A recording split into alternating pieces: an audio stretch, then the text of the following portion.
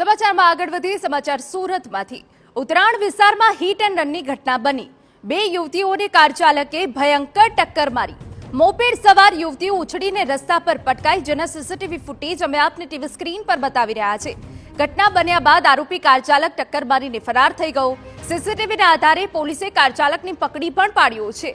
આરોપી કાર ચાલક સામે અગાઉ પણ ગુના નોંધાયેલા છે।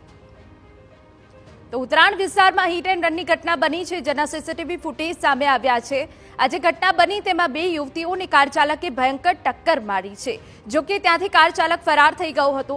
તે બાદ પોલીસ દ્વારા સીસીટીવી ફૂટેજ તપાસવામાં આવ્યા અને કાર ચાલકને ઝડપી પાડવામાં આવ્યો। જ્યારે કાર ચાલકને ઝડપી પાડવામાં આવ્યો ત્યારે વિગતો સામે આવી કે આ કાર ચાલક સામે અગાઉ પણ અનેક ગુના દાખલ થયેલા છે।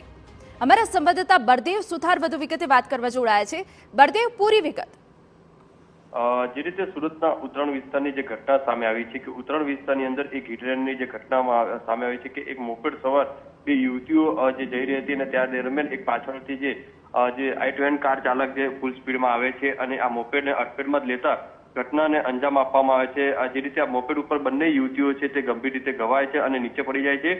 મહત્વની વસ્તુ એ છે કે આખી ઘટના છે તે નજીકમાં લાગેલા સીસીટીવીમાં કેદ થઈ હતી અને સીસીટીવીના આધારે આ યુવતીઓ દ્વારા ઉત્તરાયણ પોલીસ સ્ટેશનની અંદર જે ફરિયાદ નોંધાવી હતી અને ઉત્તરાયણ પોલીસ દ્વારા આ બાબતે ફરિયાદ નોંધી અને સીસીટીવીના આધારે જે ગાડીનો નંબર દેખાય છે તેની જે શોધખોળ કરવામાં આવી હતી અને જે કાર ચાલક છે વિક્રમસિંહ અટાલિયા નામનો જે વ્યક્તિ છે તેનું જે નામ સામે આવ્યું હતું ને તેની અટકાયત કરી અને જે કાયદેસરની કાર્યવાહી છે તે ઉત્તરાયણ પોલીસ દ્વારા કરવામાં આવી છે। મહત્વની વસ્તુ એ છે કે જે રીતે આ કાર ચાલકની દાદાગીરી જે રીતે જોવા મળી રહી છે કે જે મોપેડને ટક્કર મારે છે અને ત્યાંથી જે યુવતીઓ છે તેમને ઉભા કરવા પણ નથી રહેતો અને ત્યાંથી ફરાર થતા નજરે પડી રહ્યો છે। હાલમાં તો ઉત્તરાયણ પોલીસે આ કાર ચાલકની જે ધરપકડ કરી છે ને વધુ તપાસ હાથ ધરવામાં આવી છે। બિલકુલ, આભાર। તો બે યુવતીઓને કાર ચાલકે ભયંકર ટક્કર મારી, જે સીસીટીવી ફૂટેજમાં કેદ થઈ ગઈ। પોલીસે કાર ચાલકની ધરપકડ કરી લીધી છે।